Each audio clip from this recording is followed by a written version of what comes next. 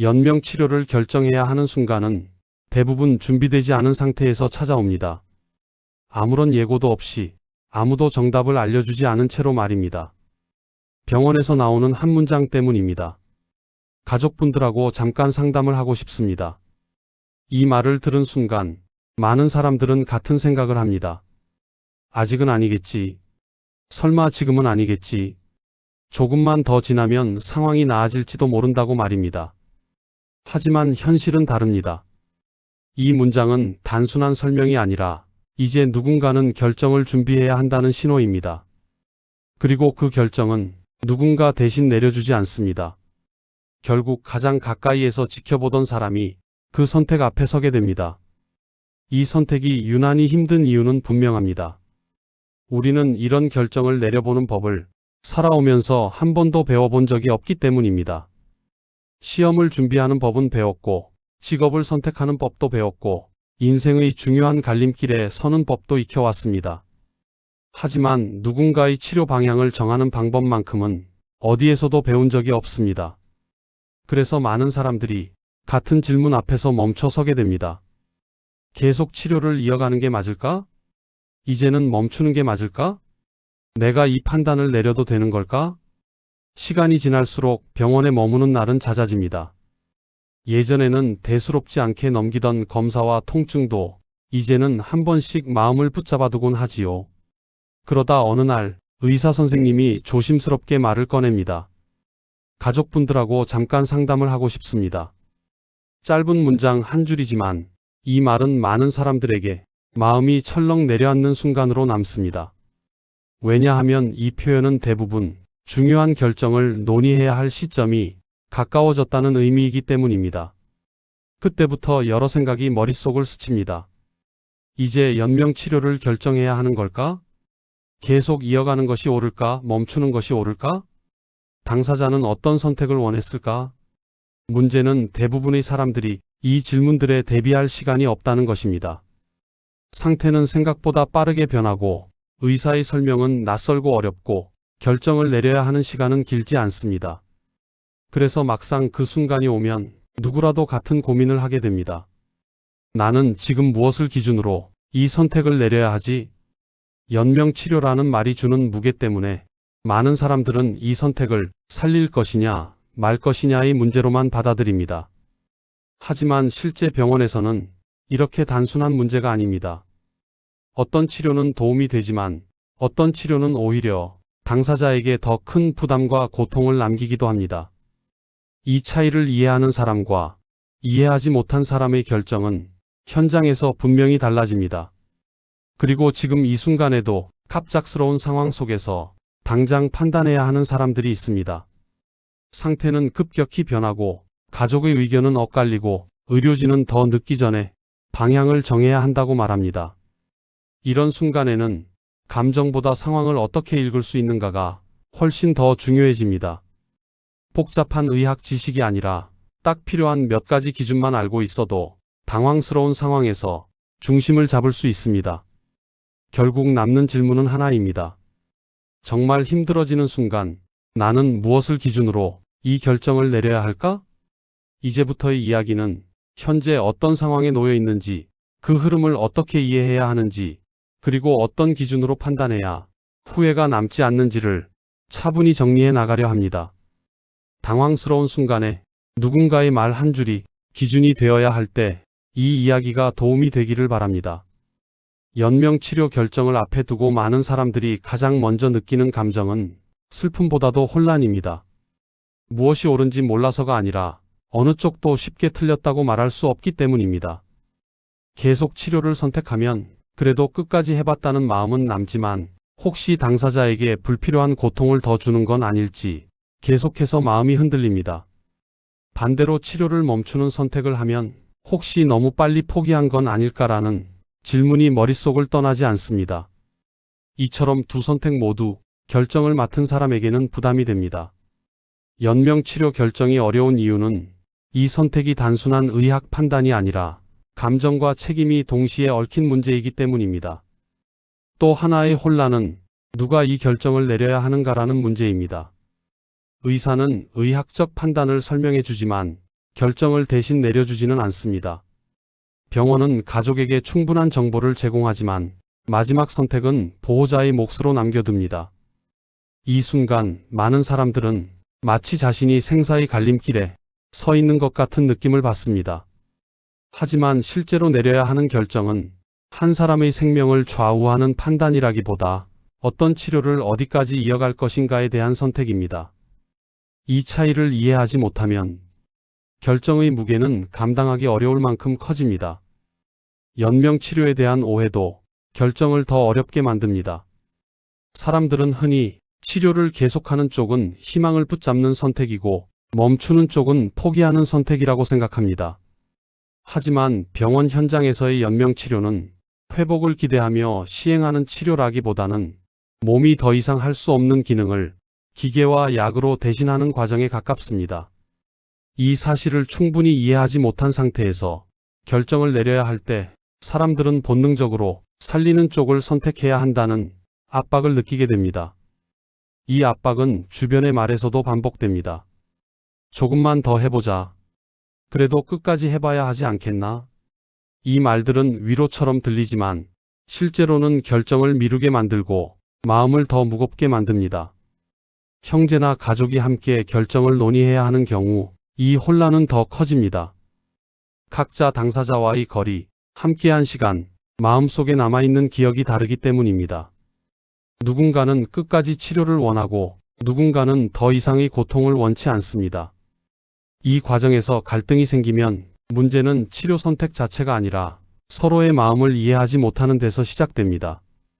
결정을 어렵게 만드는 또 하나의 이유는 결정 이후에 찾아올 감정에 대한 두려움입니다.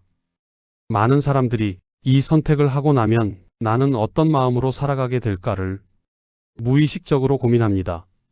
후회하지 않을 수 있을지, 스스로를 원망하게 되지는 않을지, 이 질문들이 결정을 망설이게 만듭니다. 그래서 연명치료 결정 앞에서는 누구라도 흔들릴 수밖에 없습니다. 이것은 의지가 약해서도 사랑이 부족해서도 아닙니다. 지키고 싶고 책임을 느끼기 때문에 더 어렵게 느껴지는 선택입니다. 중요한 것은 이 결정이 혼자 감당해야 할 시험이 아니라는 점입니다. 기준을 알고 상황을 이해하고 몸의 흐름을 읽을 수 있다면 결정은 여전히 어렵더라도 혼란은 훨씬 줄어들 수 있습니다. 이제부터는 이 결정이 언제 어떤 신호와 함께 현실이 되는지, 병원에서는 어떤 흐름으로 연명치료 논의가 시작되는지를 차분히 살펴보겠습니다. 연명치료 결정을 앞두고 많은 사람들이 느끼는 혼란은 이 상황이 너무 갑작스럽게 닥친 것처럼 느껴진다는 데서 시작됩니다. 어제까지만 해도 그저 상태를 지켜보는 단계였던 것 같고 아직은 시간을 더 벌 수 있을 거라 생각했는데 어느 순간 갑자기 결정을 해야 한다는 말이 나옵니다. 하지만 병원 안에서는 이 순간이 하루아침에 만들어지지 않습니다. 겉으로 드러나지 않았을 뿐 이미 한참 전부터 흐름은 쌓이고 있었습니다. 의료진은 이 흐름을 수치와 반응으로 읽어왔고 그 결과가 일정한 방향으로 굳어질 때 가족 상담을 요청하게 됩니다. 이 흐름을 이해하지 못하면 결정은 늘 갑작스럽고 잔인하게 느껴집니다. 반대로 이 흐름을 미리 알고 있다면 상황을 받아들이는 속도는 훨씬 달라집니다. 병원이 결정을 준비하기 시작할 때 나타나는 신호는 의외로 어렵지 않습니다. 먼저 눈에 띄는 변화는 당사자의 반응입니다. 부르면 바로 눈을 뜨던 사람이 이제는 이름을 불러도 반응이 늦어지거나 눈을 잠깐 떴다가 다시 깊은 잠으로 빠져드는 모습이 반복됩니다. 이것은 단순히 피곤해졌다는 의미가 아니라 몸 전체의 회복력이 떨어지고 있다는 신호로 읽힙니다. 다음으로는 호흡에 대한 변화입니다. 처음에는 산소를 조금만 보조해도 괜찮았던 상태가 점점 더 많은 도움을 필요로 하게 됩니다. 산소량이 올라가고 마스크의 형태가 바뀌거나 기계의 도움 강도가 높아지는 과정은 몸이 스스로 숨을 유지하는 힘을 잃어가고 있다는 뜻입니다. 이 변화가 짧은 시간 안에 반복될수록 의료진은 상황을 더 심각하게 바라보게 됩니다. 몸의 기본 기능이 약해지는 신호도 중요합니다. 소변량이 눈에 띄게 줄어들거나 혈압이 계속해서 떨어지고 산소 공급을 충분히 해도 호흡이 버거워 보이는 상태가 이어진다면 몸이 전반적인 한계에 가까워지고 있다는 의미로 해석됩니다. 이 단계에서는 한 가지 장기만의 문제가 아니라 몸 전체의 균형이 무너지고 있다고 봅니다. 이와 함께 치료 반응의 변화가 나타납니다. 초기에는 약을 쓰면 수치가 잠시라도 좋아지고 처치 후 반응이 돌아오는 모습이 보이지만 어느 순간부터는 치료를 해도 눈에 띄는 변화가 나타나지 않습니다. 하루 이틀 좋아 보이는 순간이 있더라도 전체 흐름은 다시 나빠지는 쪽으로 기울어집니다. 의료진은 이 반복을 통해 치료가 더 이상 의미 있는 회복을 만들지 못하고 있다고 판단합니다. 그리고 마지막으로 가장 분명한 신호는 의사의 말투 변화입니다. 처음에는 조금 더 지켜봅시다. 아직은 반응이 있습니다. 라는 말이 나오던 설명이 어느 순간부터 상태가 불안정합니다. 치료에 큰 반응이 없습니다. 가족분들과 상의가 필요합니다. 라는 표현으로 바뀝니다. 이 말들은 단순한 경과 설명이 아닙니다. 이미 치료의 방향을 다시 정해야 할 시점에 들어섰다는 뜻입니다. 이 신호들이 하나씩 겹쳐질 때 병원에서는 연명치료 선택을 본격적으로 고려해야 할 단계에 들어왔다고 판단합니다. 이 시점부터의 치료는 회복을 목표로 하기보다는 몸이 더 이상 스스로 할 수 없는 기능을 외부의 도움으로 유지하는 방향으로 바뀝니다. 중요한 점은 의료진이 이 판단을 매우 조심스럽게 전달한다는 사실입니다. 단정적인 표현을 쓰지 않는 이유는 희망을 함부로 끊지 않기 위해서이기도 하고 가족이 상황을 받아들일 시간을 주기 위해서이기도 합니다. 그래서 설명은 늘 완곡하게 들리고 결정의 시점은 더 모호하게 느껴집니다. 하지만 실제로는 치료 선택지가 하나둘 줄어들기 시작할 때가 가장 중요한 전환점입니다. 초기에는 여러 방법이 제시되다가 어느 순간부터 할 수 있는 치료는 거의 다 하고 있습니다. 라는 말이 나오기 시작합니다. 이 말은 더 강한 치료를 시도할수록 오히려 부담이 커질 수 있다는 의미이기도 합니다. 상태가 더 급격하게 변하면 결정에 주어지는 시간은 짧아집니다. 오늘 안에 방향을 정해야 합니다. 지금 선택하셔야 합니다. 라는 말이 나오는 순간은 몸이 더 이상 시간을 허락하지 않는 상황에 가깝습니다. 이때 결정을 맡은 사람들은 마치 몰아붙여지는 느낌을 받지만 병원에서는 이미 충분히 쌓인 흐름의 끝에 도달했다고 판단한 상태입니다. 결국 연명치료 논의가 시작되는 시점은 몸이 회복을 향해 가는 힘보다 버티는 힘으로 움직이기 시작할 때입니다. 이 흐름을 이해하면 결정은 여전히 무겁지만 적어도 왜 지금 이 이야기가 나오는지는 분명하게 보이기 시작합니다. 이제 다음 장에서는 많은 사람들이 오해하고 있는 연명치료의 실제 의미와 계속 이어가는 선택과 멈추는 선택이 현장에서 어떻게 다른지에 대해 조금 더 구체적으로 살펴보겠습니다. 연명치료라는 단어는 많은 사람들에게 막연한 두려움과 죄책감을 동시에 불러옵니다. 그래서 이 선택을 앞두고 있는 상황에서는 정확한 내용을 듣기도 전에 이미 마음속에서 결론을 내려버리는 경우가 많습니다. 이걸 멈춘다는 건 포기하는 거 아닐까? 끝까지 치료하지 않으면 나중에 후회하지 않을까? 하지만 병원 현장에서 말하는 연명치료는 우리가 흔히 떠올리는 이미지와는 다릅니다. 연명치료는 몸이 스스로 할 수 없는 기능을 기계와 약의 힘으로 대신하는 치료입니다. 숨을 쉬지 못하면 호흡기가 대신하고 혈압이 유지되지 않으면 약물이 대신하며 신장이 기능을 잃으면 투석이 대신합니다. 이 치료의 목적은 몸을 회복시키는 데 있다기보다 현재 상태를 최대한 오래 유지하는 데 있습니다. 즉, 시간을 벌기 위한 치료에 가깝습니다. 회복의 가능성이 남아있을 때는 이 시간이 의미를 가질 수 있습니다. 하지만 회복의 흐름이 이미 꺾인 상태라면 이 시간은 당사자에게 또 다른 부담으로 작용할 수 있습니다. 많은 사람들이 연명치료를 조금만 더 하면 나아질지도 모른다는 희망과 함께 바라봅니다. 하지만 의료진이 바라보는 기준은 다릅니다.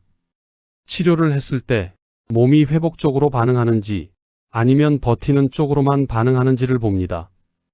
버티는 반응이 반복되면 치료는 점점 더 강해지고 당사자의 부담도 함께 커집니다. 관을 통해 숨을 쉬어야 하고 움직임은 더 제한 의식은 점점 흐려질 수 있습니다. 이 과정은 겉으로 보기에는 치료를 받고 있는 상태처럼 보이지만 실제로는 몸이 견디는데 모든 힘을 쓰고 있는 상태에 가깝습니다. 반대로 연명치료를 중단하는 선택은 아무것도 하지 않는다는 의미가 아닙니다. 이 경우 의료진은 치료의 목표를 완전히 바꿉니다. 회복이 아니라 고통을 줄이고 편안함을 유지하는 데 집중합니다. 호흡이 힘들지 않도록 돕고 통증과 불안을 줄이며 불필요한 처치는 하지 않습니다. 이 선택은 몸이 가는 자연스러운 흐름을 방해하지 않겠다는 의미에 가깝습니다. 그래서 이 과정을 경험한 많은 사람들은 아무것도 하지 않은 게 아니라 다른 방식의 치료를 선택한 것이라고 말합니다. 연명치료에 대한 가장 큰 오해는 계속 이어가는 선택은 옳고 멈추는 선택은 잘못이라는 생각입니다.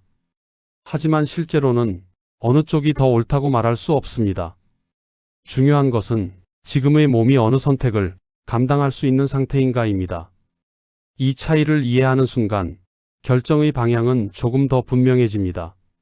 무엇을 더 해야 하는지가 아니라 무엇이 당사자에게 덜 힘든가를 묻게 되기 때문입니다.